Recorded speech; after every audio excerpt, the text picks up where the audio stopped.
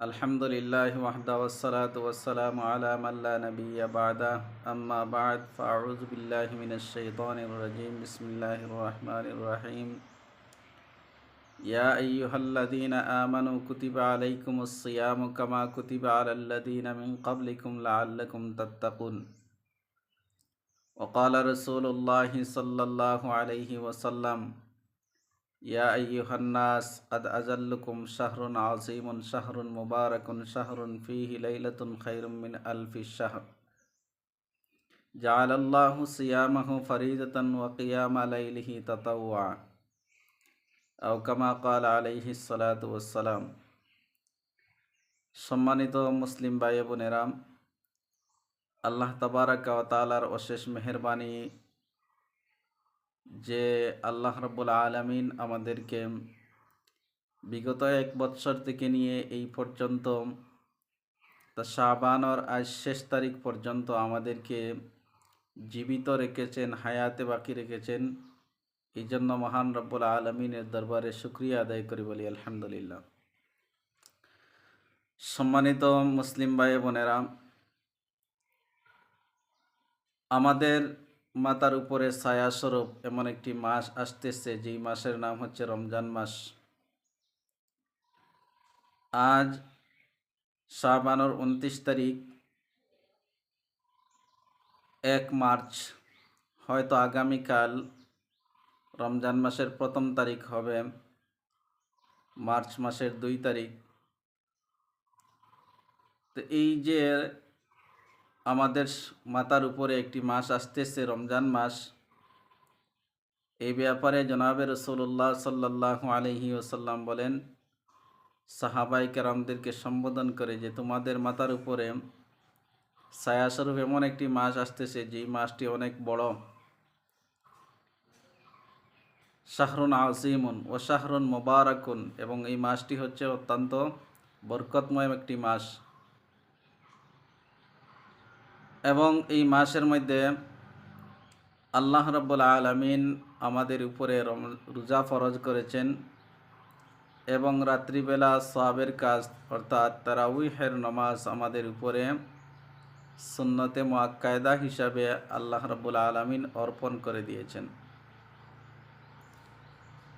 এই রমজান মাসের রোজার ব্যাপারে আল্লাহ রাব্বুল আলামিন তার কালামুল্লাহ শরীফের মধ্যে উল্লেখ করেন, কুতিবা আলাইকুমুস সিয়াম ইয়া আইয়ুহাল্লাযীনা আমানু কুতিবা আলাইকুমুস সিয়াম, হে ঈমানদারগণ, তোমাদের উপরে রোজা ফরজ করেছি। কামা কুতিবা আলাল্লাযীনা মিন ক্বাবলিকুম, যেরকমভাবে অন্যান্য সম্প্রদায় তোমাদের পূর্বে যারা ছিল তাদের উপরে রোজা ফরজ করেছিলাম।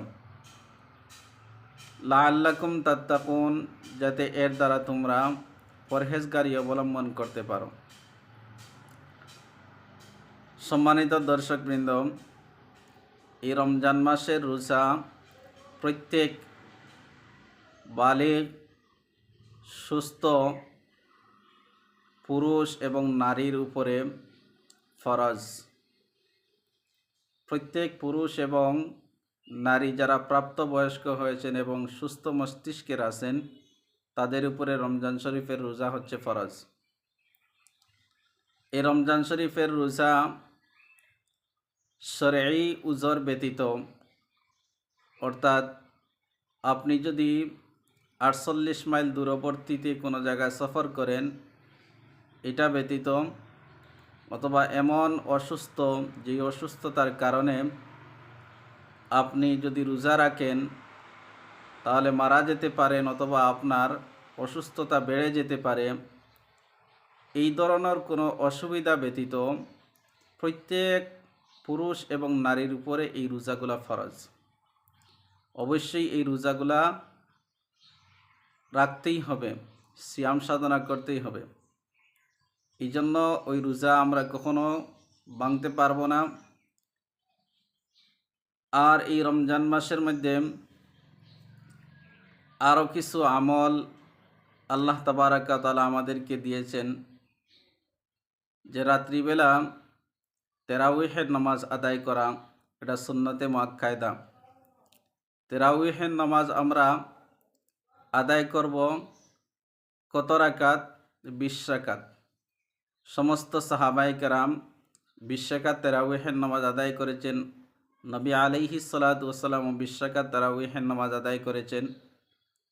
সাহাবায়ে কেরামের ইজমা, তাবিঈনদের ইজমা, তবে তাবিঈনদের ইজমা, আইম্মায়ে মুজতাহিদিনদের ইজমা যে তারাওয়াহের নামাজ 20 রাকাত।